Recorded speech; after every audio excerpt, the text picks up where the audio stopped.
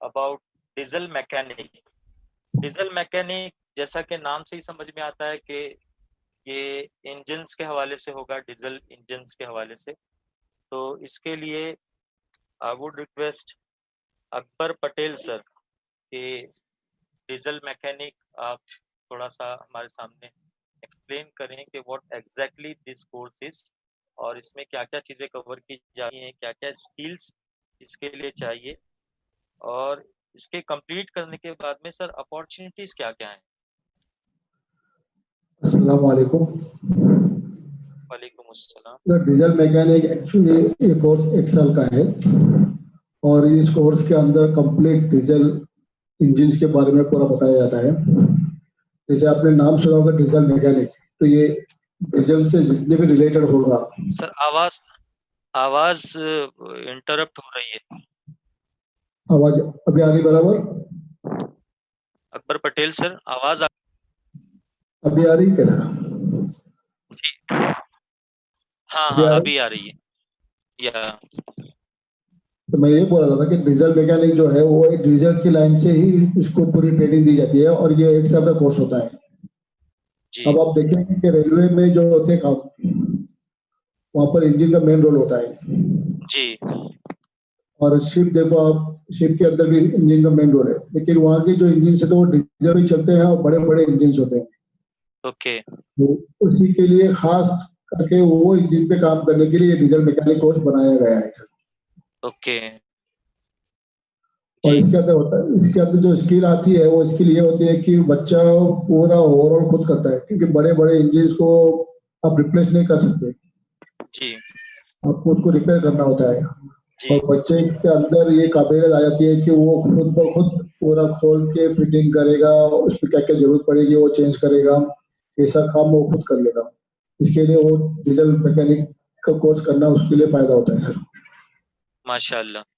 तो सर मैं यहाँ पे एक छोटा सा क्वेश्चन, अगर आप कंप्लीट कर चुके हैं तो पूछता हूँ, वरना पहले आप कंप्लीट कर ले फिर पूछिए। पूछिए सर। अच्छा सर, ये डीजल मैकेनिक इसको कहते हैं, तो सर पेट्रोल इंजन भी तो होते हैं, तो पेट्रोल मैकेनिक क्यों नहीं कहते, या अच्छा, फिर ये ये- कोर्स जो है ना सर, खास करके डीजल के लिए बनाया गया है। जो अच्छा बड़े बड़े ships होते हैं, बड़े बड़े, जो आपका हाँ आपका लंबा नहीं जाता, तो रेलवे में जाते हैं, रेलवे डिपार्टमेंट में देखो आप, इंजन जितने भी है डीजल पे चलते हैं। जी जी जी, रेलवे तो के चलते हैं, और फिर हाँ, उसके बाद मरीन जो बड़े बड़े शिप्स होते हैं उनके इंजन्स भी जो होते हैं डीजल इंजन्स ही होते हैं। हाँ, तो उसके लिए खास जो एक्सपर्ट चाहिए ना, वो डीजल मैकेनिक ही चाहिए सर। अच्छा, तो फिर जो छोटे छोटे इंजन्स जो ऑटोमोबाइल इंडस्ट्रीज में होते हैं, तो उसमें भी इनको कंसीडर किया जाता होगा बिकॉज दे आर कंसिडर किया जाता है, लेकिन इनके लिए बेस्ट अपॉर्चुनिटी जो होती है ना सर, वो वहाँ पर होती है, डीजल मैकेनिक में होती डीजल मैकेनिक। है। हाँ, तो यहाँ हमने ये समझा कि डीजल मैकेनिक चूंकि बड़े बड़े इंजन्स जो होते हैं वो नॉर्मली डीजल इंजन्स ही होते हैं, इसलिए डीजल मैकेनिक के कोर्स को डिजाइन किया गया। इसमें इंजन का ट्रबल, इंजन को ओवरहॉल करना, उसका पूरा मेंटेनेंस करना, ये सब कुछ सिखाया जाता है। और फिर इसके बाद अपॉर्चुनिटीज क्या होती हैं सर, तो अगर अपॉर्चुनिटी किसी ने आप देखेंगे, बड़े बड़े जो अपने जेसीबी है, कैटरपिलर्स है, वॉल्वो है, स्कैनिया है, ये जो अदर इक्विपमेंट्स बनाते हैं ना, ऑटोमोबाइल से हटकर जो बड़े बड़े इक्विपमेंट्स होती है, वो इक्विपमेंट्स की जगह पे इनको बहुत इतना डिमांड होता है इनका, कि वो अगर इनको जम जाए ना तो फिर उसको छोड़ती ही नहीं जल्दी कंपनी। माशाल्लाह, जैसे ऑटोमोबाइल इंडस्ट्रीज में इनको स्कोप होगा, जैसे महिंद्रा इन महिंद्रा, टाटा, वो तो और वो तो उसको भाई जी सर, वो तो अब इसके ऊपर है, वो जहाँ जाना चाहता है, लाइट में जाना चाहता है तो लाइट में जा सकता है, हेवी में जाना चाहता है तो हेवी में जा सकता है।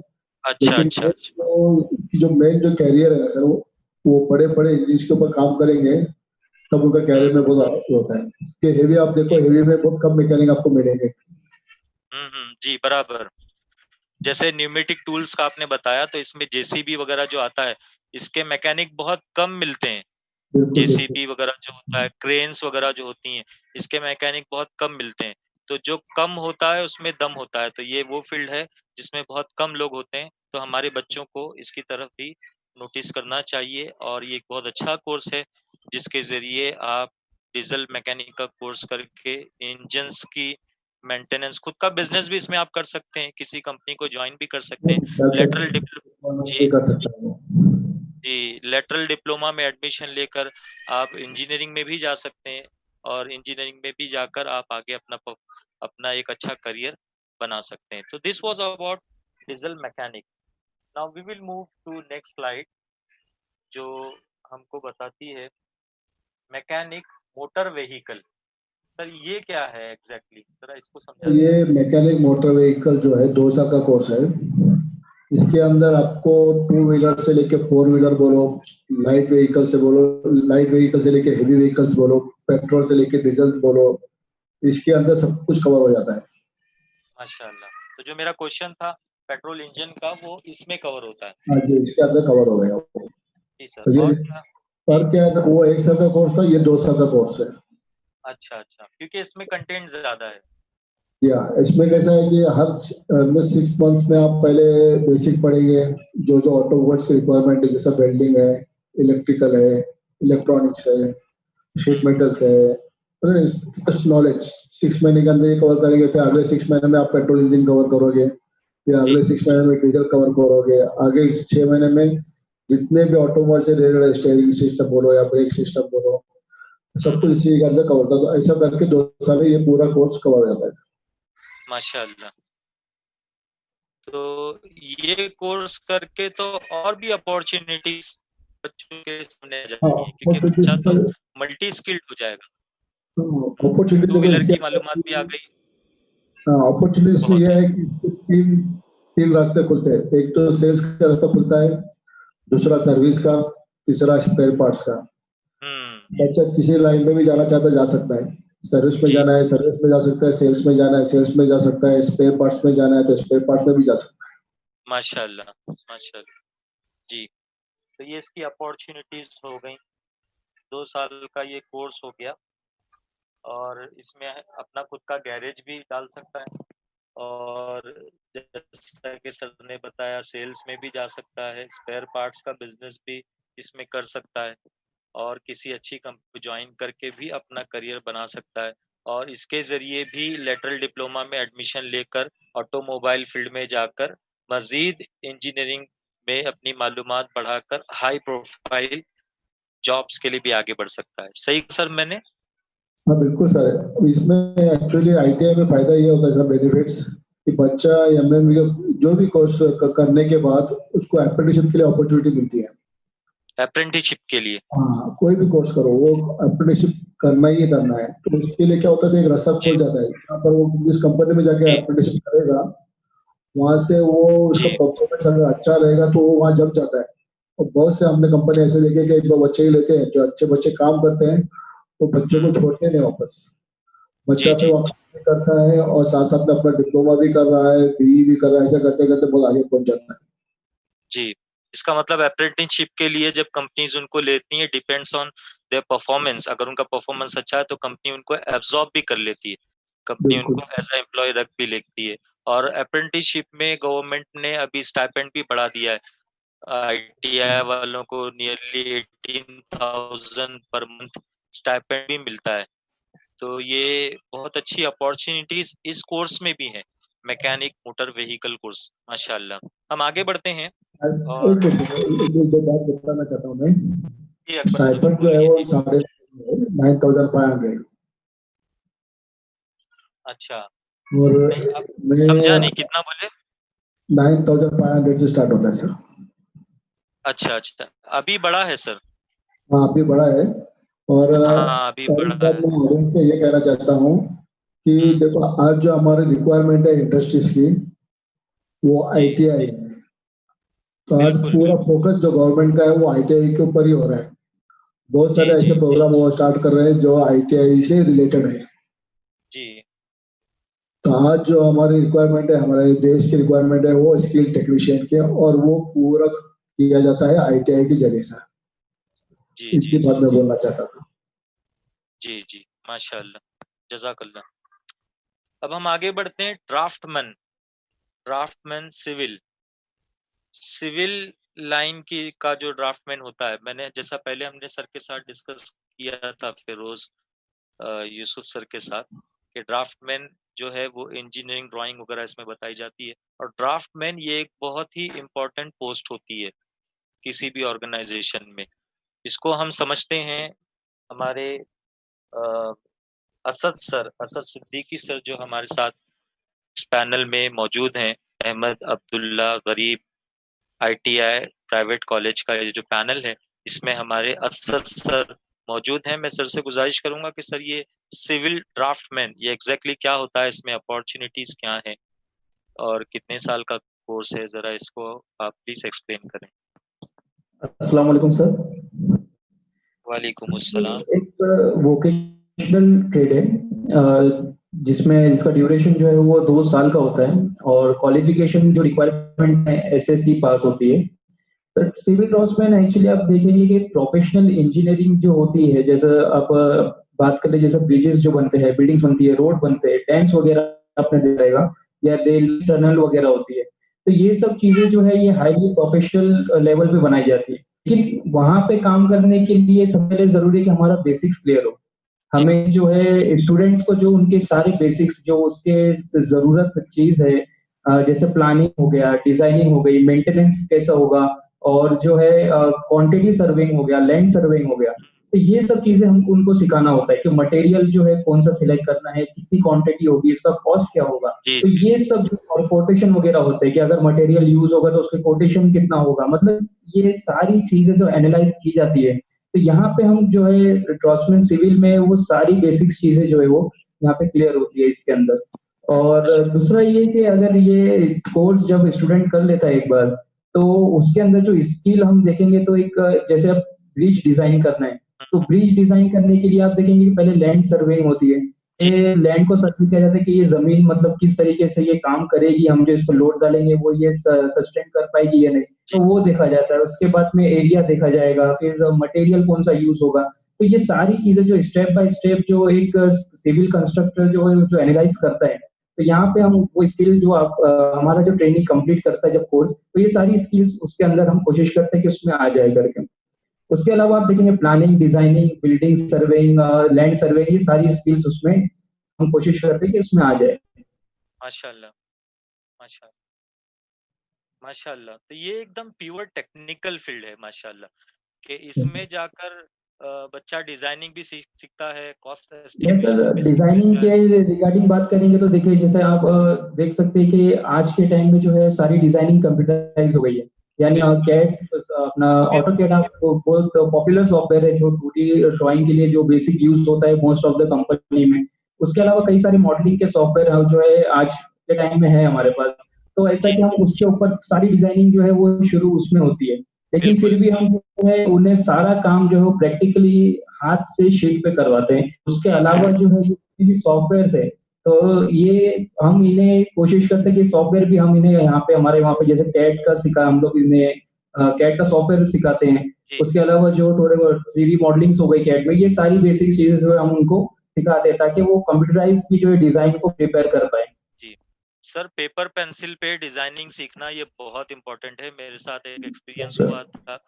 हम लोग एक प्रोजेक्ट कर रहे थे, डिबॉटलनेकिंग प्रोजेक्ट, जिसमें हमने ऑटो कैड हमने दे दिया था कॉन्ट्रैक्ट कि आप इसकी ड्राइंग हमको बना कर दें। और जब वो ड्राइंग्स जी बनकर आई थी तो इट वाज टोटली रॉन्ग। एक डाटा फीड करते टाइम पर एक भी अगर रॉन्ग एंट्री चली जी गई तो पूरी डिजाइन उसमें बदल जाती है। बिल्कुल उसके सर, बाद फाइनली हमको मैनुअल डिजाइन करनी पड़ी थी, या बिल्कुल बिल्कुल आइसोमेट्रिक ड्राइंग भी मैनुअली किया था। इसलिए पेपर पेंसिल प्रैक्टिस ना ये बहुत जरूरी है। एप्लीकेशन कभी भी धोखा दे सकते हैं। तो बिल्कुल सर। ये एक बहुत अच्छी चीज आपने बताई।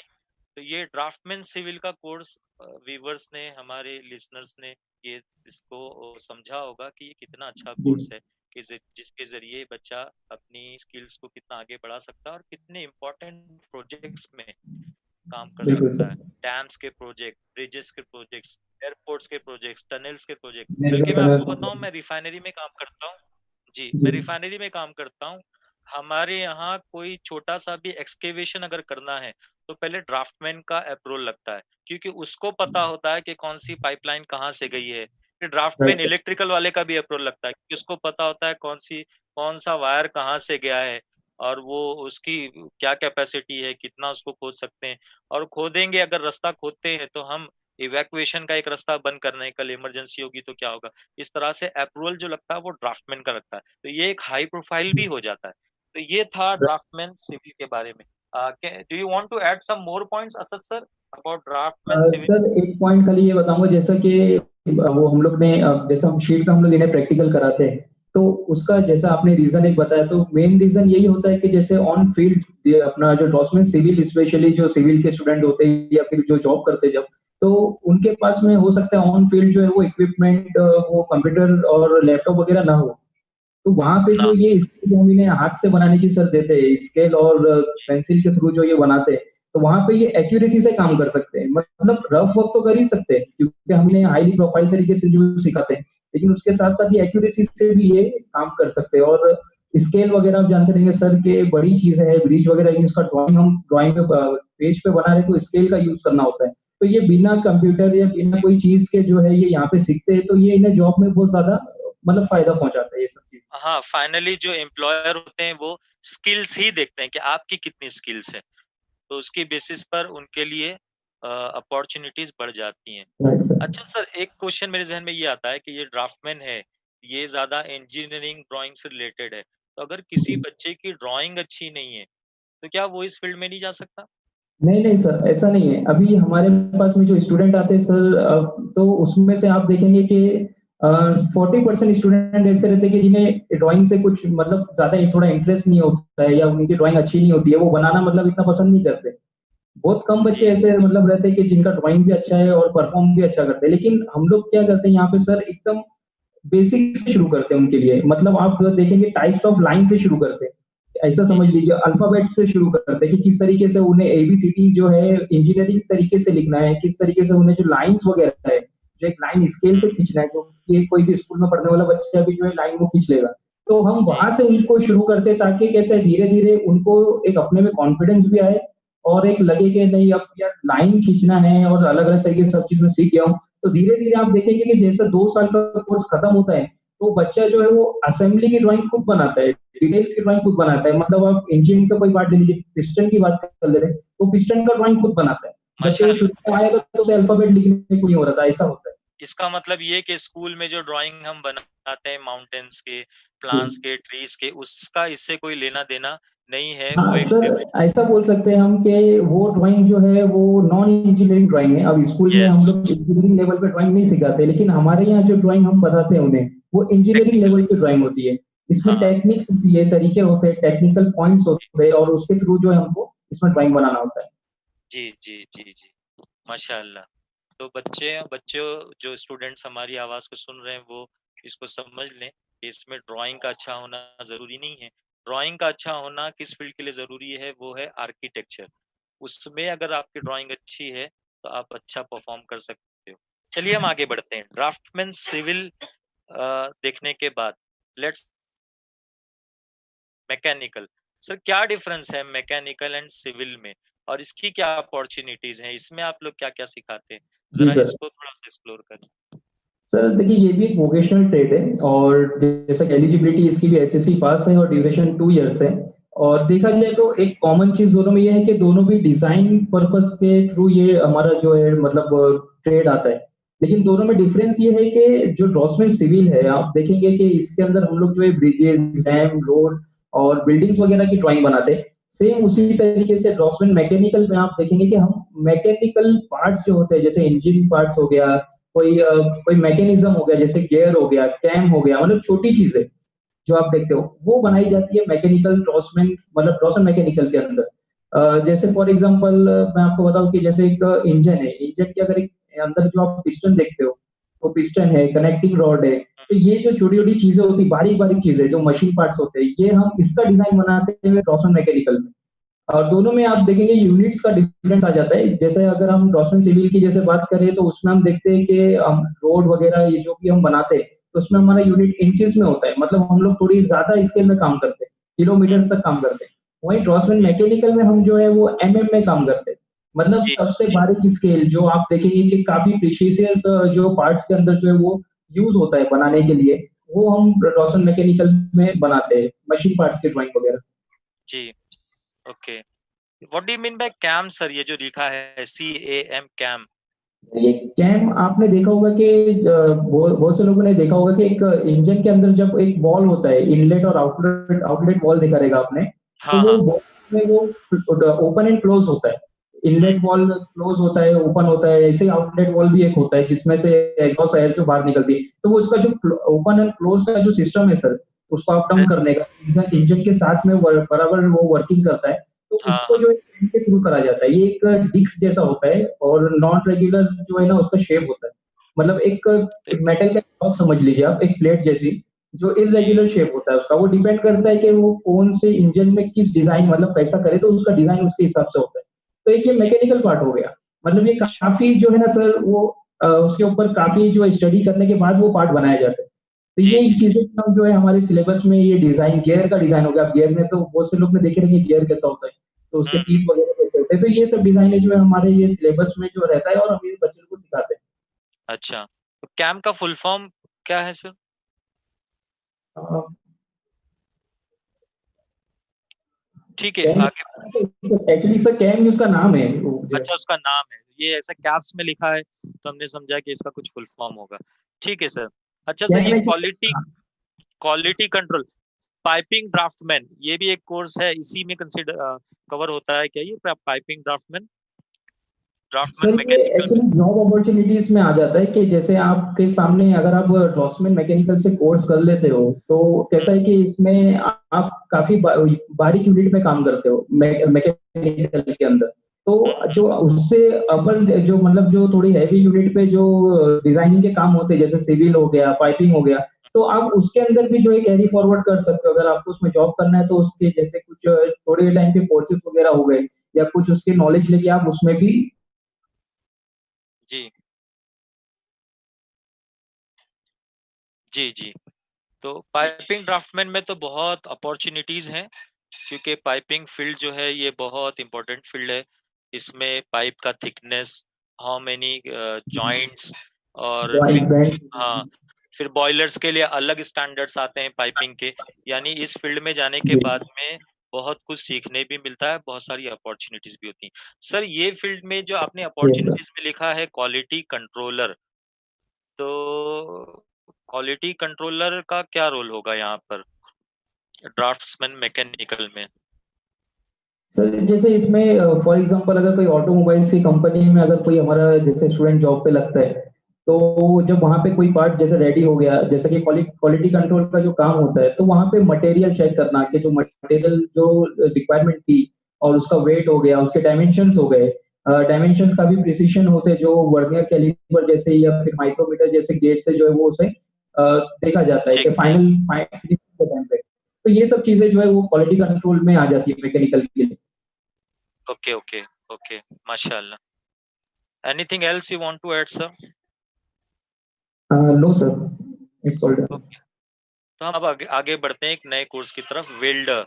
ये बहुत इम्पोर्टेंट कोर्स है, बहुत सारी कंपनीज में इसकी बहुत अपॉर्चुनिटीज हैं, फॉरेन में इसकी बहुत अपॉर्चुनिटीज हैं, बहुत अर्निंग है। इसको हमारे असद सर आपके सामने एक्सप्लोर करते हैं। जी सर, ये वेल्डर के बारे में जैसा कि हम जानते हैं कि देखिए वेल्डिंग जो है इसके अंदर हम बच्चों को सिखाते हैं कि किस तरीके से दो मेटल के पार्ट है उसको हमको ज्वाइन करना है। और उसको ज्वाइन करने के अलग अलग, देखिए मेटल के जो मटेरियल जो होते हैं वो अलग अलग तरीके के होते हैं। और मतलब डिफरेंट डिफरेंट तरीके के मेटल होते हैं, उसको अलग अलग तरीके से ज्वाइन करने का जो है टास्क हमारे सामने आ सकता है। तो यहाँ पे हम बच्चों को सिखाते हैं कि कैसे different different type of joint जो है वेल्डिंग के आप किस तरीके से टेक्निकली और प्रोफेशनली उसको जो है आप कर सकते हो अटेंड। तो ये सारी चीजें यहाँ पे इसमें सिखाई जाती है। ये इसमें जो है आपको एलिजिबिलिटी जो है 8 पास और 10 फेल की मिल जाएगी। और ड्यूरेशन जो है इसका 1 साल का है। इसमें आप देखेंगे कि ओके, ये कोर्स हो जाने के बाद में जो स्टूडेंट है उसमें हम जैसे कि हम उसको आर्क वेल्डिंग सिखाते हैं और टीक और मिग वेल्डिंग हो गया, आइगन वेल्डिंग हो गया, तो ये सारी जो है स्किल्स उसके अंदर फिर आ जाती है और अच्छे से काम करने की सलाहियत हो जाती है उसके अंदर। अच्छा, ठीक है सर। सर, ये आर्क वेल्डिंग यानी जो हमारी जो नॉर्मल इलेक्ट्रिक वेल्डिंग होती है वही है शायद? जी सर। और ये आर्गन वेल्डिंग जिसमें आर्गन गैस को हम यूज करते हैं, और वो कॉपर के जी रॉड्स होते हैं, वो इस जी तरह जी की जी। वेल्डिंग। तो यस सर, वही। हाँ, तो इसमें आर्गन वेल्डिंग जो होती है वो ज्यादा पावरफुल होती है, आर्क वेल्डिंग जो होती है वो जी नॉर्मल जी जी, वेल्डिंग होती है। बिल्कुल बिल्कुल। तो सही कहा कंपनीज सर। कंपनीज में normally argon weldings argon welding इस्तेमाल होती है। की जाती हैं। तो ऑर्गेनाइजेशंस में, फैक्ट्रीज में, रिफाइनरीज में जी आर्गन जी वेल्डिंग जी। इसलिए इस्तेमाल की जाती है ताकि पाइपलाइन के जो जॉइंट्स हैं वो ज्यादा वो मजबूत अच्छा हो, मजबूत से ज्वाइन हो जाए। प्रेशर को वो संभाल सकें और पाइपलाइंस लीक ना हो। अब देखिए अपॉर्चुनिटीज में एयरक्राफ्ट इंडस्ट्रीज, जी यहाँ पर सर, भी जो इसके है अलावा एयरक्राफ्ट। जी, जी सर। जी जी जी। सर जॉब अपॉर्चुनिटीज वेल्डिंग के लिए तो बहुत सारी है, और इस सिर्फ इंडिया में नहीं, अब्रॉड में तो और भी ज्यादा इसकी डिमांड है। और बहुत ये ज्यादा। कंटिन्यू जो है वो आगे मतलब और भी ज्यादा अपॉर्चुनिटीज बढ़ते ही जा रही है, क्योंकि जैसे जैसे कंस्ट्रक्शन बढ़ रहा है और अलग अलग टेक्नोलॉजीज आ रही है, तो उस हिसाब से टेक्निक मतलब टेक्निक भी चेंज हो रही है थोड़ा बहुत वेल्डिंग की, और जो है डिमांड और भी ज्यादा इंक्रीज हो रही है। जैसे जी अभी रेलवेज हो गया, शिपिंग यार्ड हो गया, ये कुछ गवर्नमेंट कंपनी जैसे भी एयरक्राफ्ट हो गया, तो उसमें भी जो है रिक्वायरमेंट जो है वेल्डर की तो होती है। कुछ एग्जाम, एंट्रेंस एग्जाम उनके अकॉर्डिंग होंगे, जिन्हें क्लियर करके वो मतलब जी जी। करके वो क्वालिफाई कर सकते हैं। गवर्नमेंट अप्रूव्ड वेल्डर्स भी बन सकते हैं जी इस तरह से। हाँ, माशाल्लाह। तो ये था वेल्डर के बारे में। स्टूडेंट्स, इसमें बहुत अपॉर्चुनिटीज हैं सर, एक वेल्डर। मिनट। जी सर। मैं वेल्डर के बारे में कुछ बोलना चाहूंगा, इजाजत है आपकी? यस सर, यस सर, बिल्कुल। जैसा ये वेल्डर का जो कोर्स है, आपने देखी कि अपॉर्चुनिटी इतनी सारी है, और ये 3 से 4 टाइप के वेल्डिंग की कोर्सेस वेल्डिंग सिखाई जाती है। लेकिन जब ये एडमिशन की जब बारी आती है, तो जो ट्रेनिंग्स होते हैं, जो कैंडिडेट होते हैं, वो सोचते कि वेल्डर बोले तो वही अपना जो है रोड पे बैठ के वेल्डिंग करना है, या तो फिर वो जो छोटा सा वर्कशॉप डालना जिसमें जो है ग्रिल पे वेल्डिंग करना, जिसमें वो आर्क वेल्डिंग का ही काम करते हैं स्पेशली। तो ये ऐसा नहीं है, वेल्डर का जो सिलेबस है वो गवर्नमेंट ने डिजाइन किया है, और माशाल्लाह जब ये वेल्डर का कोर्स करने के बाद सबसे ज्यादा जॉब अपॉर्चुनिटी वेल्डर में ही है। जैसा हमारे असद सर ने बताया, अब्रॉड में भी अच्छी खासी वैकेंसी और इंडिया में भी इसकी अच्छी खासी वैकेंसी होती है। जी साथ जी, ही साथ बिल्कुल। हमने यहाँ पर करिकुलम देखेंगे तो हमने गोदरेज एंड बॉयज से हमने एक छोटा सा टाइप किया हुआ है, जिसमें हम लोग माशा 40 दिन के लिए हमारे बच्चों को यहाँ से गोदरेज में भेजते हैं ऑन जॉब ट्रेनिंग के लिए, जहाँ पर वो बच्चा डेली जाता है माशा वहाँ पर, और उसकी फीस जो है हम लोग यहाँ पर्सनली हम लोग यानी हमारा इंस्टीट्यूट पे करता है, और डेली कैंडिडेट वहाँ माशाल्लाह। जाके वेल्डिंग सीख लेता है, और ऑन जॉब वहाँ ट्रेनिंग कैसा होता है वो सीखता है, और कौन से टाइप की माशाल्लाह। वेल्डिंग हम लोग यहाँ नहीं सिखा पाते वो वहाँ कर क्लियर कर दे। साथ ही साथ हमने एक वेल्डिंग माशा सिमुलेटर भी परचेज किया है, जो इटली बेस्ड कंपनी है उनसे वेल्डिंग सिमुलेटर भी लिया है, ताकि ये जो कैंडिडेट जो आता है यहाँ पर वो प्रॉपर वेल्डिंग मार सके। खाली बस वो स्पार्क निकालना वेल्डिंग नहीं होता है, वो एक नहीं। जो स्पॉट जो लेते हैं, एक स्पॉट जो वेल्डिंग का होता है उसके अंदर कितनी 1 टन वजन उठाने की कैपेसिटी होना चाहिए। तो वो लेवल जी, तक हम लोग उतना डीपली जाके जो है वो सिखाने की कोशिश करते हैं, ताकि जब यहाँ से माशाल्लाह। कैंडिडेट निकले बाहर तो उसको जॉब मिले, और उसके अंदर बस सलाहियत डेवलप हुए। ये कोशिश रहती है कि भाई वो कुछ बने आगे। जी थैंक जी यू। जी, माशाल्लाह। तो बहुत अपॉर्चुनिटीज वेल्डिंग फील्ड में है, और अब्रॉड में भी है, विद इन इंडिया भी है। हमारे बच्चों को इसकी तरफ थोड़ा सा फोकस होना चाहिए। जो बच्चे अच्छे मार्क्स स्कोर नहीं कर पाते हैं, जल्दी कमाना चाहते हैं, पढ़ाई में दिल नहीं लगता, ये वेल्डिंग फील्ड में जाकर अपना खुद का बिजनेस भी कर सकते हैं, किसी अच्छी ऑर्गेनाइजेशन में लगकर, किसी अच्छी ऑर्गेनाइजेशन के साथ जुड़कर अर्निंग्स भी कर सकते हैं। आगे बढ़ते हैं हम नेक्स्ट कोर्स के लिए। वो कोर्स जिसको हम कहते हैं इलेक्ट्रिशियन। और इस कोर्स को इलेक्ट्रिशियन, नॉर्मली हम ये समझते हैं घर का रिपेयरिंग, वायरिंग, सिर्फ इतना ही इलेक्ट्रिशियन का काम है। तो ऐसा नहीं है, वो नॉर्मल इलेक्ट्रिशियन का है जो किसी के हाथ के नीचे थोड़ा बहुत सीख लेता है। लेकिन जो आईटीआई में जाके इलेक्ट्रिशियन बनता है वो कैसे डिफरेंट होता है और उसका क्या काम होता है, उसकी अपॉर्चुनिटीज क्या होती हैं, इसको समझाने के लिए हमारे अहमद अब्दुल्ला गरीब आईटीआई पॉलिटेक्निक के वो सर जो मिठास लेकर हाजिर हैं, जिनका नाम है यासीन अली साखर कर तशरीफ लाते हैं। यासीन से उसको अस्सलाम गुजारिश है कि वालेकुम। प्लीज आप। वालेकुम अस्सलाम। जैसा आप स्क्रीन पर देख रहे हैं कि इस कोर्स का ड्यूरेशन जो है वो 2 साल का है और एलिजिबिलिटी जो है एसएससी पास कंपलसरी है। अब कोई भी इंडस्ट्री देख लीजिए या यहाँ तक जो है हमारे घरों तक जो इलेक्ट्रिसिटी आती है, कमर्शियल जो लाइन में इलेक्ट्रिसिटी आती है, वो किस तरीके से आती है, वो कैसे आती है और क्या क्या उसके बीच में जो मशीन्स लगी रहती है, जैसे ट्रांसफार्मर है, और इलेक्ट्रिसिटी कैसे पैदा की जाती है। तो जैसे इलेक्ट्रिशियन कोर्स है तो उसी के हिसाब से जो इसका सिलेबस बना हुआ है इलेक्ट्रिशियन का। तो इसमें बहुत सारे जो मॉड्यूल्स बने हुए हैं, जैसे बेसिक हम इलेक्ट्रिसिटी पहले जो बताते हैं स्टूडेंट्स को, टूल्स के बारे में बताते हैं, सेफ्टीज के बारे में बताते हैं, क्योंकि इलेक्ट्रिसिटी होने की वजह से वहाँ पे ज्यादा सेफ्टी आ जाती है। तो सेफ्टी सबसे पहले बहुत जरूरी है, वो सबको उसके इम्पोर्टेंस हम बताते हैं स्टूडेंट्स को, ट्रेनिंग्स को। उसके बाद जो है वो एक एक करके जो हम मॉडल्स पे 2 साल तक आगे बढ़ते हैं। जैसे सबसे पहले वायरिंग क्या होती है, लोगों का यही मानना होता है कि इलेक्ट्रिशियन यानी वायरिंग ही करने वाला, तो ये कंसेप्ट नहीं है यहाँ पर, बल्कि वायरिंग जो है वो बेसिक है।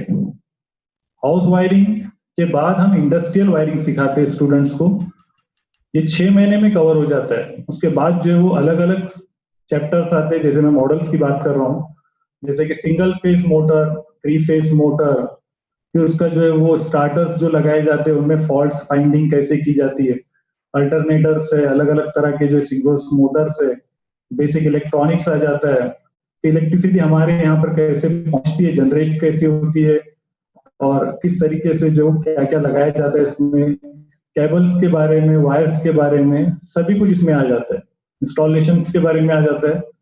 इसकी रिक्वायरमेंट होती है उस हिसाब से सिलेबस बना हुआ है।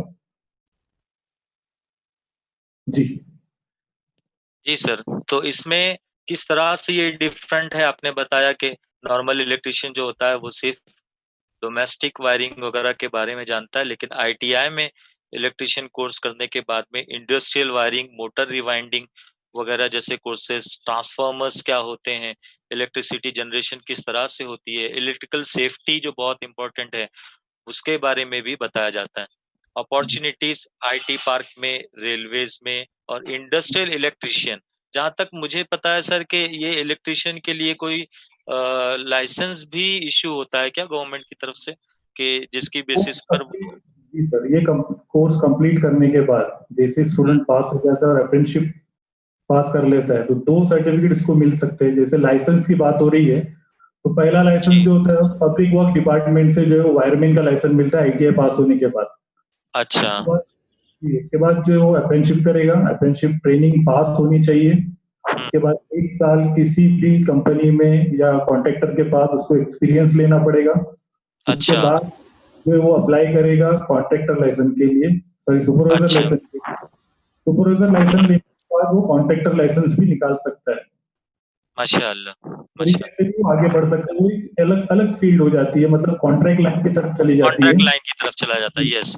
इलेक्ट्रिकल कॉन्ट्रैक्टर फील्ड की तरफ वो चला जाता है, यानी he can do his own business as a contractor. जैसे कॉन्ट्रैक्टर वो काम कर सकता है, जी जी अपनी कंपनी जी। खोल सकता है, वो छोटी हाँ, कंपनी से शुरू कर सकता है, वो 2 या 3 या 4 लोगों से, और इस तरीके से वो बढ़ते जाएगा। जैसे जैसे उसके काम आगे बढ़ेगा कंपनी भी आगे बढ़ेगी। माशाल्लाह। हम लोग आगे बढ़ते हैं। इलेक्ट्रॉनिक्स ये जो फील्ड है, नॉर्मली नाम से तो सेम लगता है इलेक्ट्रिशियन एंड इलेक्ट्रॉनिक्स, बट तो एग्जैक्टली क्या डिफरेंस है इलेक्ट्रॉनिक्स में और इलेक्ट्रिशियन में? और इलेक्ट्रॉनिक्स कोर्स आईटीआई से करने के बाद में क्या अपॉर्चुनिटीज हैं, उसके लिए बेसिक क्वालिफिकेशन क्या लगता है? जरा इसको थोड़ा सा हमारे यासीन सर से। इलेक्ट्रिशियन और आईटीआई में थोड़ा सा फर्क है कि इलेक्ट्रिकल जो है वो ज्यादातर इलेक्ट्रिकल चीजों के बारे में सीखता है इलेक्ट्रिशियन, और इलेक्ट्रॉनिक्स में जो है वो कंपोनेंट्स के बारे में सीखता है। जैसे जितने कंपोनेंट्स होते आपकी आवाज क्लियर नहीं है हैं, सर, आवाज क्लियर नहीं है। हाँ सर, अभी बोलिए। बेसिक इलेक्ट्रॉनिक्स जो होता है वो सिखाया जाता है। जैसे हम वायरिंग करते हैं तो घर की वायरिंग जो है वो बड़ी बड़ी वायर्स होती है, लेकिन इसमें जो है वो पीसीबी पर जो वायरिंग की जाती है उसमें कंपोनेंट्स लगाए जाते हैं, और वो कंपोनेंट्स किस तरीके से काम करते हैं, कौन कौन से अलग अलग टाइप के कंपोनेंट्स होते हैं, उनको किस जी तरीके से जी सोल्डरिंग की जाती है, हर एक कंपोनेंट्स का अलग अलग काम होता है, और एक सर्किट बनाया जाता है, और उस जी सर्किट में जो है वो प्रोग्रामिंग फीड की जाती है कि किस तरीके से उसको काम करना है। जैसे हम जी घर जी में वायरिंग करने के बाद जो बटन ऑन करते हैं तो वो लाइट जी। चालू हो जाती है, उसी तरह से वो सर्किट भी काम करता है। अच्छा अच्छा, माशाल्लाह। अपॉर्चुनिटीज क्या है सर इसमें, इसकी किन अपॉर्चुनिटीज फील्ड्स बहुत में? है सर। एक जैसे ये speed controller, temperature controller industries में जो है वो, या फिर high kilowatt UPS inverters, automation in chiller and boilers, heat changers, DG, एक एवीआर जो कंट्रोलर होता है, उन सब का जो है मेंटेनेंस कर सकता है, ट्रबल शूट कर सकता है, इंस्टॉलेशन कर सकता है, कमीशनिंग भी कर सकता है सर, ये सब काम कर सकता है। जी। अच्छा सर, एज ये ए जो वेरिएबल फ्रिक्वेंसी ड्राइव्स आती हैं, जी वेरिएबल जी, फ्रिक्वेंसी ड्राइव्स, तो ये भी इसी में आता है इलेक्ट्रॉनिक्स में? दोनों में आता है सर, ये इलेक्ट्रिशियन में भी आता है, इलेक्ट्रॉनिक्स में भी आता है, क्योंकि इलेक्ट्रिशियन में अच्छा भी जो बेसिक इलेक्ट्रॉनिक्स दिया जाता है, एवीआर वगैरह क्या होता है उसके बारे में इंफॉर्मेशन दी जाती है। जी जी। मैं स्टूडेंट्स को बता दूं, ये आपके लिए शायद नई चीज होगी, वेरिएबल फ्रिक्वेंसी ड्राइव। दरअसल फ्रिक्वेंसी हमारे इंडिया में 50 हर्ट्ज होती है, तो पावर को सेव करने के लिए वीएफडीज वगैरह लगाए जाते हैं, जो लोड मैनेज करता है, बड़े बड़े मोटर्स की फ्रिक्वेंसी को एडजस्ट करके करंट को कम करता है।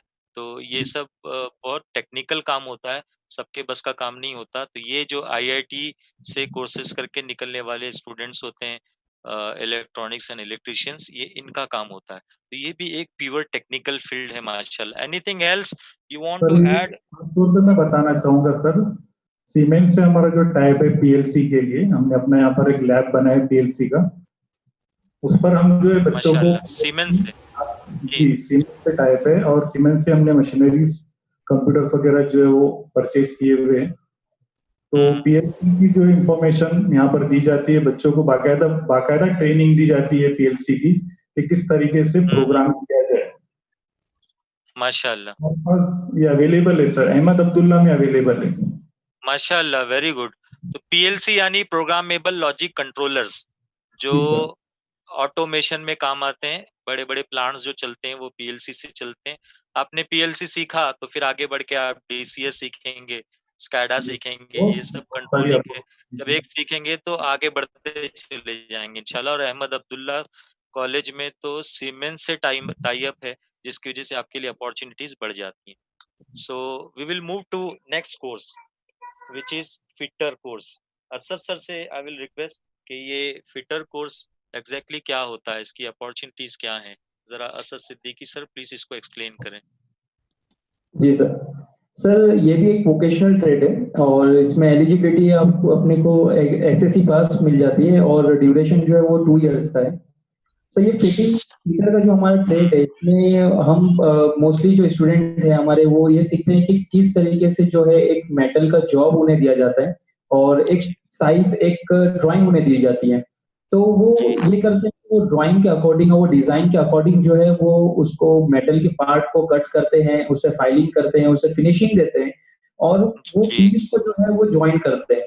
मतलब एक काफी प्रिसीशन वर्क जो है वो मेटल के जॉब के साथ में करते हैं। तो ये एक फिटिंग का जॉब है जो उन्हें हम यहाँ पे सिखाते हैं। अच्छा, माशाल्लाह। तो जी इसमें क्या वो लेथ मशीन्स वगैरह इसी में आती हैं? हाँ सर, ये लेथ मशीन भी जो है, ये काम भी इसमें आता है टर्निंग का। जी।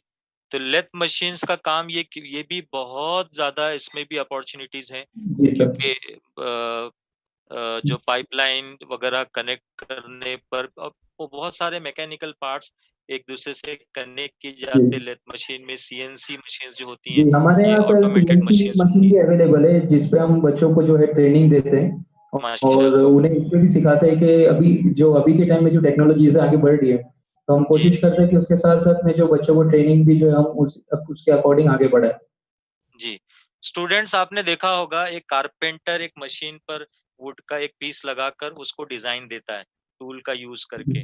इसी तरह से मेटेलिक पीसेस पर भी ये काम किए जाते हैं, जो गियर्स बनते जी हैं और जो जी पिस्टन्स बनते हैं, ये सब चीजों को बनाने के लिए लेथ मशीन यूज की जाती है। जो ऑटोमेटेड मशीन्स की बहुत ज्यादा डिमांड्स हैं, जैसे सीएनसी वगैरह। तो ये इस कोर्स में आपको ये सब कुछ सीखने मिलेगा और इनकी बहुत अपॉर्चुनिटीज हैं। आप खुद का बिजनेस भी सेटल कर सकते हैं किसी अच्छी ऑर्गेनाइजेशन में लगकर। एज अ फिटर आप एक अच्छी अर्निंग कर सकते हैं। अब्रॉड में इसकी बहुत इसका बहुत स्कोप है, फिटर एंड वेल्डर का। Anything else you want to add ये सर सर इन उसी फिटर? के साथ जैसा हमारे फिटर के सिलेबस में हाइड्रोलिक न्यूमेटिक भी है, तो हमारे यहाँ पे हाइड्रोलिक न्यूमेटिक सिस्टम भी है बच्चों के लिए, जिसपे मतलब उन्हें प्रैक्टिकली सिखाया जाता है।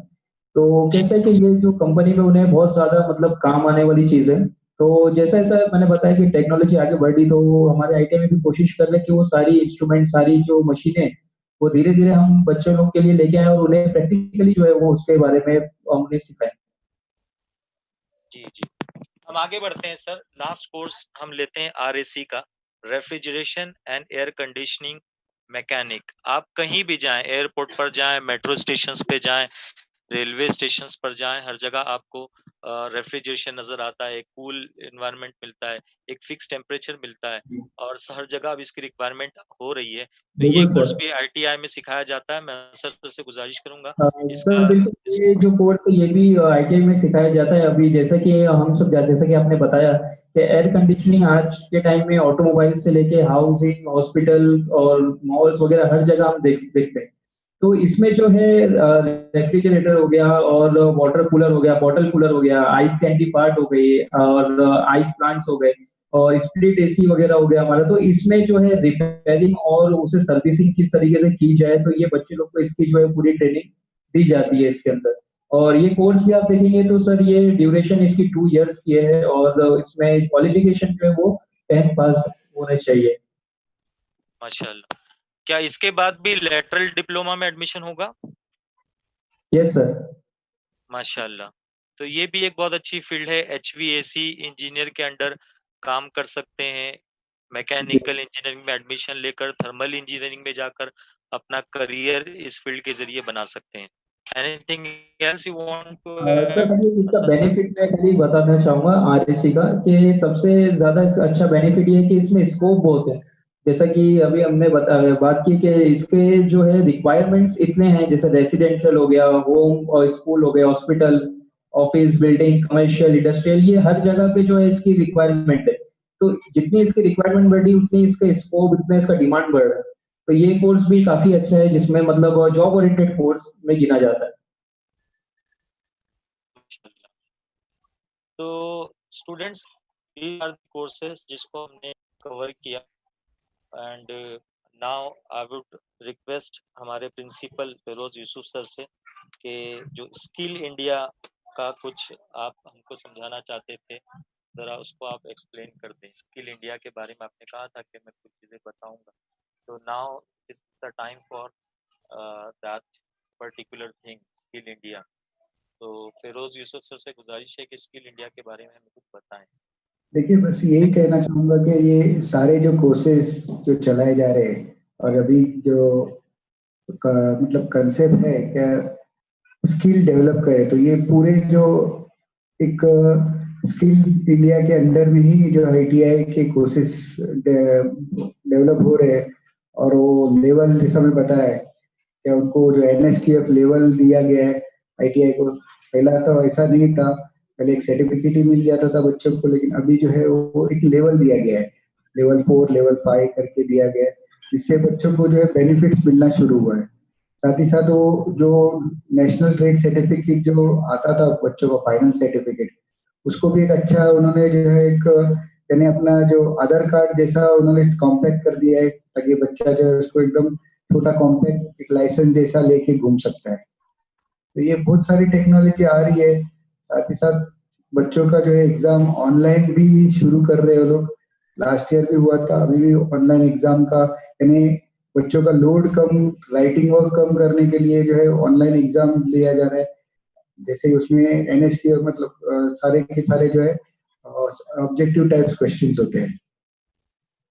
तो मतलब धीरे धीरे जो है वो डेवलप होते जा रहा है और बहुत सारी आईटीआईज उसमें डेवलपमेंट में चली है। सिलेबस भी जो है पहला ऐसा था कि रिवाइज जल्दी होता नहीं था, लेकिन जैसा मैं बताया 2012 के बाद से जो है सिलेबस भी रिवाइज होने लगे, क्विक रिवीजन हो रहा है, यानी जो इंडस्ट्री को जो रिक्वायरमेंट है उसके साथ ही साथ जो है वो चेंजेस करने लगे सिलेबस में।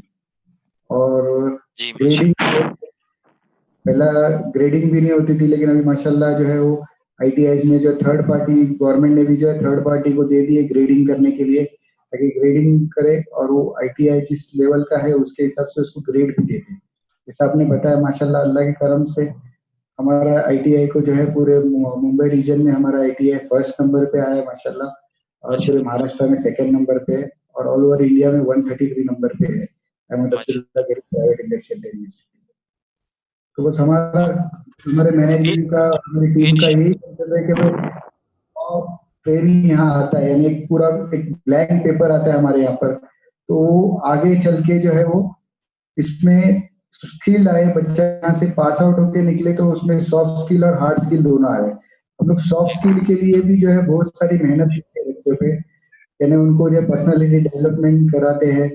साथ ही साथ हम लोग जो है हमारा आईआईटी के साथ में भी एक टाइप है, जिससे हम लोग जो है उनको लिब्रा ऑफिस सिखाते हैं, यानी ओपन सोर्स ऑफिस है जो फ्री ऑफ कॉस्ट कोर्स है, वो भी सिखाते हैं। प्लस हमने एक लेखा फोन का सॉफ्टवेयर भी लिया है जिसमें हम लोग जो है इंग्लिश स्पीकिंग भी सिखाते हैं बच्चों को, वो भी फ्री ऑफ कॉस्ट होता है।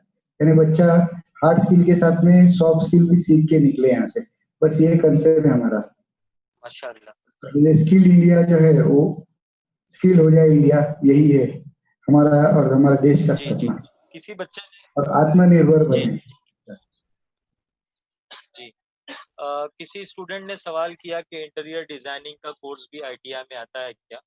तो हाँ, आता है, इंटीरियर डिजाइनिंग के जी होता कोर्स है। भी होता है। और सर उसमें क्या बेसिक क्वालिफिकेशन रिक्वायरमेंट है और उसमें कितने साल कोर्स? और 10 पास ही है उसका भी, मिनिमम क्वालिफिकेशन 10 पास है, और वो 2 साल का कोर्स है। अच्छा, तो इसके बाद में भी लेटरल एडमिशन होता है सर कि ये नॉन टेक्निकल में आता है? उसमें भी हो सकता है। हो सकता है, माशाल्लाह। तो इंटीरियर डिजाइनिंग का कोर्स भी बहुत अच्छा कोर्स है और इसके जरिए लेटरल डिप्लोमा में भी एडमिशन होता है, और इस कोर्स के जरिए भी आपका बिजनेस भी कर सकते हैं और आगे जाकर मजीद एजुकेशन भी हासिल करते हैं। तो ये आज हमने इतने कोर्सेज कवर किए। There are so many courses, but time हमारे पास उतना नहीं है कि हर कोर्स को हम कवर करें आपके सामने। अब मैं हुजूर बुलबुल बाग मदीना अलहाज कारी मोहम्मद रिजवान खान साहब, हमारे मेंटर, हमारे रहनुमा, हमारे गाइड, हम सर से गुजारिश करते हैं कि सर आप प्लीज अपने हिकमत भरे मोती यहाँ पर, हिकमत वाले मोती यहाँ पर बिखेरे। अस्सलाम वालेकुम वरहमतुल्लाहि वबरकातुहू। सबसे पहले मैं अब्दुल्ला गरीब, आईटीआई के जितने भी जिम्मेदारान हैं, प्रिंसिपल साहब, शेख साहब और उनके जितने भी स्टाफ हैं, टीचर्स हैं, लेक्चरर्स हैं, उन सब का इस्तकबाल करता हूँ। अगर से लास्ट ही में सही, अगर हम यहाँ सोशल डिस्टेंसिंग की वजह से ये ऑनलाइन ना कर रहे होते तो हम आप पर फूल निछावर कर रहे होते, आपको फूलों का तोहफा पेश कर रहे होते, लेकिन चमन के फूल न सही, मैं कुछ अल्फाज के फूल ही आपकी झोली में डाल दूं, आपकी गोद में डाल दूं, कि आपने अपनी गुनागो मसरूफियात से इतना वक्त निकाल कर अल्हम्दुलिल्लाह कौम और मिल्लत की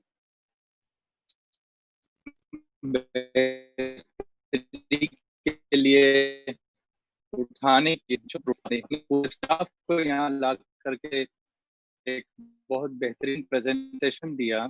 मैं जानता हूँ जब गफीर आता है सीखने के लिए या जानने के लिए, शायद उतने लोग यहाँ जमा के लिए इसलिए भी नहीं होते हैं कि उनके अंदर इतना अवेयरनेस नहीं होता, लेकिन हमने कहीं एक कदम उठाया है आज, और I am sure this is not going to be the last one, this is the first step we have taken and this will go a long way in shaping up the careers of thousands and thousands of youth इंशाल्लाह। तो उधर अपनी सलाहियतों को जाया करते हैं सही guidance की वजह से, और जरा सा एक गाइडेंस जो है वो एक पत्थर की भी तकदीर संवर सकती है, शर्त यह है कि सलीके से तराशा जाए। तो वो सलीके से तराशने का काम आईटीआई करती है, इंडस्ट्रियल ट्रेनिंग इंस्टीट्यूट। हमारे पास बच्चों के पूछे हुए क्वेश्चन से, बच्चों घबराइए नहीं, आपके क्वेश्चंस लेने के लिए हमारी टीम तैयार है, और उसमें से मैं एक मजे की बात आपको बताऊं, आप लोग मेरी बात आवाज सुन तो रहे होंगे, मुझे उम्मीद है कि मेरी आवाज आप तक पहुंच रही है। तो जी सर, मजे की अल्हम्दुलिल्लाह। बात आपको बताऊं कि आप तक पहुंचने के लिए मुझे रत्नागिरी से जाकर यहाँ वापस आना पड़ा। और फिर जब मैं यहाँ वापस आपके पास आया तो पता चला कि अरे ये तो अपने ही सर्कल के लोग हैं। इसी तरह कभी कभी कुछ किसी चीज को पाने के लिए बहुत लंबा सफर करना पड़ता है, और फिर जब हम घूम कर आते हैं तो मालूम होता है कि वो चीज तुम्हारी बगल में ही थी। तो हुआ ये था कि मैं तलाश कर रहा था कि आईटीआई के कोर्सेज को बताने के लिए कोई एक्सपर्ट्स का पैनल हो जो बच्चों का समझा सके। हम उस फील्ड के नहीं है, मैं तो स्कूल का प्रिंसिपल हूँ, मेरा फील्ड अलग है, साइंस का फील्ड है, लेकिन आपका फील्ड अलग है, टेक्निकल फील्ड है, मेरा फील्ड है नहीं। तो right person for the right job, that was what we were looking for. Team Ummeed उसके लिए तलाश कर रही। मेरे एक बचपन के दोस्त हैं, मोहम्मद गौस झापड़ेकर, जिनको हम बाबू भाई प्यार से कहते हैं। वो दापली में टेक्निकल कॉलेज से जो प्रिंसिपल बोल के अभी रिटायर हुए हैं। मैंने उनसे फोन पर बात की कि यार कोई आदमी हमको दिलाइए, तो उन्होंने आपकी तरफ हमें डाइवर्ट किया, अब्दुल्ला गरीब इंस्टीट्यूट की तरफ। काफी तारीफ की उन्होंने, ये इंस्टीट्यूट टॉप मोस्ट इंस्टीट्यूट्स में से है, महाराष्ट्र में सेकंड है, वगैरह वगैरह सब बताया। और फिर जब मैंने आप लोगों के ताल्लुक से मजीद मालूमात की तो पता चला कि आप हजरात का जो मैनेजमेंट के ट्रस्टीज है वो सब हमारे ही जाने पहचाने लोग हैं। इरफान भाई नमक वाला हैं, और मोहम्मद अली भाई मोमिन है मलकानी वाले, और आपके चेयरमैन साहब हैं, और जाहिद साहब जवेरी हैं। ये सब हमारे दोस्त लोग हैं सब। मुझे हैरत हुई कि ये इतना अच्छा ये चमन यहाँ पर खिला हुआ था। इसके माली जो थे उनके बारे में हमें बहुत कम पता था कि इन लोगों ने ये सब काम किया। तो मुबारकबाद देता हूँ मैं पूरे मैनेजमेंट को भी कि उन्होंने एक बड़ी दूरदर्शिता के साथ और बहुत ही दूरंदेशी के साथ कौम को उठाने के लिए ये काम किया है। और ये रसूल करीम सल्लल्लाहु अलैहि वसल्लम की सुन्नत भी, जैसा कि कहते हैं कि don't give them the fish, teach them how to fish. उनको मछली मत दो, मछली पकड़ना सिखा दो। यही हमारा उसूल है। हुजूर सल्लल्लाहु अलैहि वसल्लम की बारगाह में एक शख्स आया था, उसने अपनी नादारी की शिकायत की थी। कहा था हुजूर मेरे पास कुछ भी नहीं है। तो हुजूर सल्लल्लाहु अलैहि वसल्लम ने फरमाया कि तुम्हारे घर में कुछ है तो ले आओ। तो एक प्याला ले आया था, लकड़ी का प्याला था। हुजूर ने उसका जो है वो ऑक्शन किया था कि कौन है जिसको खरीदता है। तो उस प्याले को किसी ने 2 दिरहम में या 2 दिरहम में खरीदा था। 1 दिरहम हुजूर ने उसको कहा ये ले जा, अपने घर वालों को खाना खिला ले। और 1 दिरहम से हुजूर ने फरमाया कि कुल्हाड़ी लेकर के आ, लोहे की कुल्हाड़ी लेकर के आ। हुजूर ने अपने हाथ से उसमें दस्ता लगाया और फरमाया इसको ले जा, जंगल में लकड़ियां काट, और 15 दिन तक मेरे पास नहीं आना, 15 दिन के बाद मेरे पास आना, लकड़ियां बेचना डेली। और 15 दिन के पास आया हुजूर सल्लल्लाहु अलैहि वसल्लम के पास। तो कहा हुजूर अब मेरे पास कुछ पैसे जमा हो गए हैं और मेरे पास अब मैं मोहताज नहीं हूँ, बल्कि मैं मेहनत करता हूँ। तो एक रिवायत में ये भी आया कि हुजूर अलैहिस्सलातु तस्लीम ने उसका हाथ अपने हाथ में लिया, जिसपे कुल्हाड़ी पकड़ने की वजह से गट्टे पड़ गए थे, हाथ उसका सख्त हो गया था। उस हाथ को हुजूर ने बोसा दिया। आप सोचो, मजदूर हाथ है, वो मेहनत करने वाले का हाथ है, जिसको रसूलुल्लाह सल्लल्लाहु अलैहि वसल्लम नवाजते हैं। तो आज हम उसी नस्ल को, हमारी नस्ल टिकटॉक में लगी हुई है, हमारी नस्ल मोबाइल गेम्स में लगी हुई है, हमारी नस्ल पबजी में लगी हुई है। अगर ये कुल्हाड़ी हाथ में ले ले, ये हाथ में टेस्टर ले, हाथ में वेल्डिंग के रॉड्स ले ले, और उसके बाद ये अपनी हलाल कमाई का है, तो सिर्फ तस्बीह करना इबादत नहीं है, बल्कि हलाल रोजी की तलाश में जो शख्स अपने घर से निकलता है, तो हुजूर सल्लल्लाहु अलैहि वसल्लम फरमाते हैं वो घर वापस आने तक अल्लाह की राह में है, वो गोया इबादत ही में है। हलाल रोजी कमाना भी इबादत है, और ये आप लोग कर रहे हैं, जिसके लिए हम आपसे आपके बड़े मशहूर हैं। और अल्लाह आपको मजीद तरक्की अता फरमाए। मैं तो उम्मीद रखता हूँ कि उम्मीद के साथ हमारा ये कोलैबोरेशन अब मजीद मजबूत होगा। कभी अल्लाह ने चाहा हालात बेहतर करें, वो आप दुआ करें, हम आपके इंस्टीट्यूट को आकर के विजिट भी करेंगे। एग्जैक्टली कहाँ है इसका लोकेशन मुमरा में?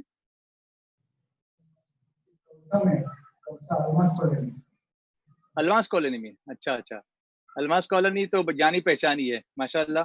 तो इंशाल्लाह बच्चे भी जो सुन रहे हैं, देख रहे हैं, इंशाल्लाह ये जो प्रोग्राम है हमारा, ये SDI चैनल पर लाइव जा रहा है, और इसको बार बार बाद में लोग देखेंगे। ऐसा नहीं कि इस वक्त अगर कुछ लोग नहीं है तो ये बाद में लुप्त हो जाएगा, खत्म को रिजल्ट्स आएंगे इंशाल्लाह। एक चीज मैं आपसे जानना चाहता था कि जो ऑटोमोबाइल इंडस्ट्री का जो कोलैबोरेशन आपका टाटा मोटर्स के साथ है, वो अगर हम कोई स्टूडेंट्स रिफर यहाँ से करते हैं तो उसको कैसे आप अकोमोडेट करेंगे? बच्चों के लिए क्वेश्चन है, और उसका जवाब प्लीज दीजिए। देखिए, टाटा मोटर्स के साथ हमारे यहाँ जो कोलेब्रेशन है वो अलग स्कीम में है, earn and be learn program है टाटा मोटर्स का। उसमें हमारा जो है वो कोलेब्रेशन है, जिसमें बच्चा मिनिमम 8 पास या तो 10 पास रहेगा, जी तो उसमें वो बच्चा एडमिशन ले सकता है। और बहुत अच्छी बात उसमें ये है कि 3 महीना सिर्फ बच्चा यहाँ पर ट्रेनिंग लेगा, और बाकी के 9 महीने जो है वो टाटा मोटर्स के वर्कशॉप में जाएगा, वहाँ ट्रेनिंग लेगा, हाँ। और उसको वहाँ पर कुछ स्टाइपेंड भी मिलना है, यानी कुछ सैलरी भी मिलना शुरू होगा। और ये कोर्स कंप्लीट करने के बाद टाटा मोटर्स का एक सर्टिफिकेट मिलता है उसको। आप जो भी बच्चा भेजना चाहे इंशाल्लाह हम लोग उसको वो इसमें ले सकते हैं, कोई प्रॉब्लम है नहीं। जी जी जी जी, जज़ाकल्लाह, बहुत शुक्रिया। ये बड़ी बात है। बच्चों जो सुन रहे हो, देखिए अगर आप लोग हमसे अप्रोच करें तो इंशाल्लाह हम आपको सर के पास भेजेंगे, और इतनी बेहतरीन अपॉर्चुनिटी से आप बहरामंद होंगे इंशाल्लाह। सर, और एक बात मुझे पूछनी थी कि आपके यहाँ कोई प्लेसमेंट फैसिलिटीज हैं कि कोई वेल नोन एमएनसी आपके यहाँ पर आकर कैंपस प्लेसमेंट करते हो? बिल्कुल, हमारे यहाँ पर जो है कैंपस इंटरव्यू होता है, और हर साल जैसा जो apprentice का वक्त होता है, यानी बच्चे जब पास आउट होके या तो निकाल लिए कि भाई अगर इनका रिजल्ट नहीं है फिर भी कभी उसको एज एन अप्रेंटिसशिप ले सकता है, यानी रिजल्ट लगने से पहले। तो हम लोग ये आगे जो लोकल इंडस्ट्री है, जैसा तलोजा एमआईडीसी में एक होटल हायर करते हैं, और वहाँ के जितने भी कॉन्टेक्ट में हमारे पास इंडस्ट्री वाले हैं उनको बुला के वहाँ पर कैंपस इंटरव्यू करते हैं। कुछ कैंपस इंटरव्यू हमारे यहाँ पर भी होते हैं, जैसे खाना की जो इंडस्ट्री होती है उसके लिए हम लोग यहाँ पर करते हैं, और कुछ लोग बोलते हैं कि भाई कैंडिडेट को वहाँ भेज दो उनके ऑफिस में, तो ऐसा भी करते हैं हम लोग। जी जी जी जी और एक हमारे पास कैंपस यानी अप्रेंटिसशिप का एक सेल भी है, जिसमें जैसा हमारे ये अकबर पटेल सर है, उनको अप्रेंटिसशिप एडवाइजर बनाए हमने, जो पूरा अप्रेंटिसशिप का और बच्चों को जॉब का सब कुछ वो हैंडल करते हैं। जी तो जी प्लेसमेंट सेल है हमारे पास बाकायदा बना हुआ है, जिसमें वो बेसिकली पूरा उसको कंट्रोल करते हैं। हर साल जो जी बच्चे हमारे पास से निकलते हैं उनका एक ग्रुप बनाते हैं हम लोग, और वो ग्रुप में जो कैंडिडेट लगते जाते हैं जॉब पे, फिर उस ग्रुप में से उसको एग्जिट करते जाते हैं, और अल्लाह के करम से फिर ऐसा होता है आखिर में कि एक भी बच्चा बचता नहीं है, सारे निकल जाते हैं। माशाल्लाह माशाल्लाह, ये बहुत बड़ी खिदमत है, बहुत बड़ी खिदमत है ये खुद ही को कर बुलंद इतना कि हर तकदीर से पहले खुदा बंदे से खुद पूछे, बता तेरी रजा क्या है। ये खुददार बनाना है, सेल्फ डिपेंडेंट बनाना है, इस आगे हाथ फैलाने से बचाने का काम ये इंस्टीट्यूट कर रहा है। तो team Ummeed, quickly please take some questions, क्योंकि टाइम ओवर हो गया है। कि इन बच्चों के क्वेश्चंस लिए बगैर हम आगे नहीं बढ़ेंगे, एंड नहीं करेंगे। Please Salman ji Petiwala sir, sir. एक मैं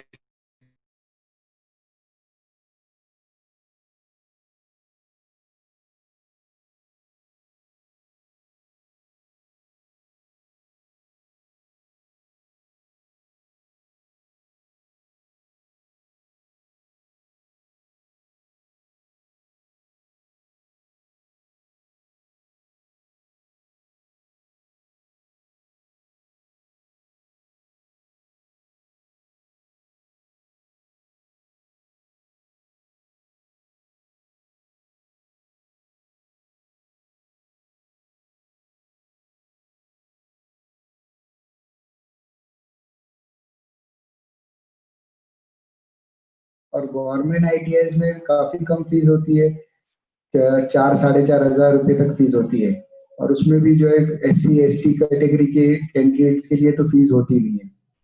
रहा एडमिशन का प्रोसेस जो है, ऐसा है कि जो हमारे पास जैसा जो प्राइवेट आईटीआईज है उनके पास कुछ जो ऑफलाइन जो सीट्स होती है, वो हम लोग जो है 10वीं के रिजल्ट वेट करने की भी जरूरत नहीं होती हमको, वो हम लोग हमारे सीट्स ले सकते हैं।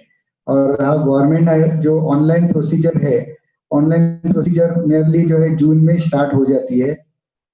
तो अभी जो है जैसा बताया मैं 15 या 16 तारीख से जो है ऑनलाइन प्रोसीजर स्टार्ट हो जाएगी एडमिशन की। अच्छा, एनी मोर क्वेश्चंस टीम? जी सर, एक और क्वेश्चन था जी कि कोई माइनॉरिटी कोटा वाली कॉलेजेस आईटीआई के लिए हमारे मुस्लिम स्टूडेंट्स के लिए है? जी, जैसा कि बॉम्बे में अपना साबु सिद्दीक है, मुमरा में अहमद अब्दुल्ला गरीब है, भिवंडी में 2 ITIs है, एक शाहदातम और एक तकिया मानी ITI है। ऐसे माइनॉरिटी ITIs है। और जैसे बांद्रा में फादर एंगल वाशी बांद्रा है, वाशी में फादर एंगल बांद्रा वाशी है। ये भी माइनॉरिटीज, क्रिश्चियन माइनॉरिटीज की ITI है। कुर्ला में जो है सेंट जोसेफ ITI है, वो भी माइनॉरिटीज में आता है। ऐसे बहुत सारे माइनॉरिटी ITIs है मुंबई रीजन में। दूसरा मैं बता दूं कि जो गवर्नमेंट ITIs के लिए जो बच्चे अप्लाई करते हैं, तो उसमें ऐसा होता है कि उनकी परसेंटेज बहुत हाई लगता है उधर, जब जाके उनका सिलेक्शन होता है। कुछ बच्चे जो है उसमें पहले अप्लाई करते हैं, लास्ट राउंड तक वेट करते हैं कि भाई मेरा नंबर आएगा आएगा, लेकिन वो नंबर आता नहीं है क्योंकि वो बहुत ज्यादा हाई परसेंटेज पे कट ऑफ हो जाता है उनका। फिर बाद में जब यहाँ पर एडमिशन का प्रोसेस हमारा खत्म होता है, तो या तो हमारी सीट खत्म होने के बाद फिर वो आ जाती है कि भाई अब हमको एडमिशन दो। तो ये ऐसा है कि जो जो सीट की जो इंटेक कैपेसिटी है हमारी, उसमें हम लोग एक भी सीट ज्यादा ले नहीं सकते। जो कैपेसिटी दिया है, जैसा अभी मैक्सिमम हमारा जो है 20 या 26, जैसा मोटर मैकेनिक और इलेक्ट्रिशियन में 26 का दिया हुआ है कैपेसिटी, और बाकी दूसरे ट्रेड्स में जो है हमारी 20 की कैपेसिटी है, तो उतने ही ले सकते हैं हम सीट्स। जी सर जी, और क्या कोई क्वेश्चन? जी, स्टेट लैंग्वेज कंपलसरी है ये ITI की स्टडीज में? नहीं, देखिए इसमें लैंग्वेज तो है ही नहीं। और जैसा मैं बताया कि अभी जो है ऑनलाइन एग्जाम होता है तो इंग्लिश में ही क्वेश्चंस होते हैं। यहाँ पर भी हम लोग नोट्स जो देते हैं वो एकदम इंग्लिश में ही देते हैं। एक्सप्लेनेशन लोग वर्निकुलर लैंग्वेज में कर लेते हैं, क्योंकि आगे जब इंडस्ट्री में जब कैंडिडेट जाता है तो वहाँ पर इंग्लिश ही सब प्रेफर करते हैं, तो वो इंग्लिश ही लेके चलते हैं हम लोग। लेकिन अलबत्ता हम लोग सब सिखाते हैं, यानी उसको एक्सप्लेन करने में बहुत सपोर्ट कर लेते हैं कि भाई कैसा होता है। माशाल्लाह। अच्छा, किसी ने पूछा कि एडमिशन का प्रोसेस क्या है? ऑनलाइन एडमिशन होते हैं यहाँ पर? जी, ऑनलाइन एडमिशन ही होते हैं। कुछ जो माइनॉरिटीज ITI, कुछ प्राइवेट ITIs में कुछ ऑफलाइन सीट्स उनको दी जाती है, माइनॉरिटीज ITI में माइनॉरिटी सीट दी जाती है। बाकी जो गवर्नमेंट ITIs में 100% उनको जो ऑनलाइन सीट ही ली जाती है। दूसरा जो है गवर्नमेंट ITI में जिसको जो एडमिशन मिलता है, खास करके जो बच्चे उर्दू मीडियम से सीखे हुए रहते हैं, तो उनको वहाँ पर जो है, जैसा नोट्स की जो बात कर रहे हैं आप, तो वहाँ पर गवर्नमेंट ITI में स्पेशली नोट्स जो है मराठी में ही लिखी जाती है। हालांकि एग्जाम तो इंग्लिश में देना है, लेकिन नोट्स मराठी में देने की वजह से वो प्रॉब्लम ये हो जाता है कि भाई बच्चा उसको कवर अप नहीं करता, फिर बीच में से छोड़ देता है, तो वो भी एक इशू आता है। जी जी जी जी। Any more questions, team? Sir, Raza bhai? just last question. Just last Yes, question. yes, A lot please. of people are asking कि अगर मुझे कांटेक्ट करना है इंस्टीट्यूट को या एडमिशन लेना है तो क्या करें? कोई नंबर या कोई वेबसाइट जहां पर सर आपको कांटेक्ट कर सकते हैं? बच्चे कांटेक्ट नंबर मांग रहे हैं, तो अगर आप कोई कांटेक्ट डिटेल्स दे सके जहाँ पे बच्चे वेबसाइट पे या फिर टेलीफोन करके आपसे राब्ता कर सके तो बेहतर हो। देखिए हमारी वेबसाइट है aagpiti.in करके, और कांटेक्ट नंबर चाहिए तो मेरा कांटेक्ट नंबर दे सकते हैं, क्योंकि अभी ऐसा है कि अब जानते हैं कि लॉकडाउन चल रहा है इंस्टीट्यूट में, तो हम लोग बहुत रेयरली आ रहे हैं। तो मेरा नंबर मांगता है तो बच्चे नोट कर सकते हैं, 8655-786-880, 8655-786-880। और एक नंबर ले सकते हैं आप लोग, 9867-474542, 9867-474542। जी, बहुत बहुत शुक्रिया सर। हमारे स्पेशल थैंक्स जो हैं जनाब इरफान सर भिवंडी वाला को के लिए हैं, जिन्होंने इस इंस्टीट्यूट को अपग्रेड किया है, और अनस नूर साहब को जिन्होंने फाइनेंशियल सपोर्ट इसके लिए प्रोवाइड किया है, और मोरल सपोर्ट जनाब आकिब हबीब सर साहब जिन्होंने इस इंस्टीट्यूट के लिए किया है, और उन सब के ताउन से ही हम यहाँ आपके साथ उम्मीद लेकर के जुड़ सकें। तो अल्लाह ताला जज़ाए खैर अता फरमाए। इंशाल्लाह ये हमारा ताउन जारी रहेगा। बच्चों, आपको ये क्वेश्चन, ये टेलीफोन नंबर जो है ना, मोबाइल नंबर्स आपको यहाँ पर चैट में नजर आ रहे होंगे। आप इन नंबर्स पर सर से रब्ता कर सकते हैं, एडमिशन्स ले सकते हैं। और अगर कुछ और आपको पूछना हो तो आप टीम उम्मीद से भी हमारे नंबर पर रब्ता कर सकते हैं। इंशाअल्लाह कल हमारा एक स्पेशल प्रोग्राम और होगा। Every weekend we are coming to you. हम हर हफ्ते आपकी खिदमत में आ रहे हैं। सैटरडे और संडे डेली 4 बजे से 5:30 का टाइम। आज थोड़ा सा टाइम ज़्यादा हो गया इसलिए कि आपके क्वेश्चंस भी लेने थे। कल का हमारा टॉपिक है careers in future technologies. Future technologies, अब आप सोच रहे हैं कि ये क्या है। आर्टिफिशियल इंटेलिजेंस वगैरह के बारे में हम बात करेंगे और उसके लिए एक एक्सपर्ट हमने लिए हैं, अदीप चौलकर। ये कनाडा से हमसे जुड़ेंगे और हमारे IIT चेन्नई के गोल्ड मेडलिस्ट, हमारे चमकते दमकते सितारे जनाब सलमान पेटीवाला साहब भी IIT मद्रास से जिन्होंने गोल्ड मेडल हासिल किया था। इनका दोनों का इंटरेक्शन कल शाम 4 बजे होगा। आप जूम पर जो ID दी गई है उस पर आप हमसे ज्वाइन हो सकते हैं और साथ ही साथ SDI चैनल पर भी उसको आप लाइव सुन सकते हैं और फेसबुक पेज जो हमारा उम्मीद का है उस पर भी आप हमको लाइव सुन सकते हैं। तो सितारों से आगे जहां और भी हैं, तेरे सामने आसमां और भी हैं। मैं पूरी टीम अहमद अब्दुल्ला गरीब इंस्टीट्यूट के प्रिंसिपल साहब और उनके तमाम स्टाफ मेंबरान का शुक्रिया अदा करता हूँ। इस दुआ के साथ महफिल को ख़त्म करते हैं। सुब्हानकल्लाहुम्मा व बिहम्दिका अशहदु अल्ला इलाहा इल्ला अंता अस्तगफिरुका व अतूबु इलैक। अस्सलामु अलैकुम व रहमतुल्लाहि व बरकातुहू।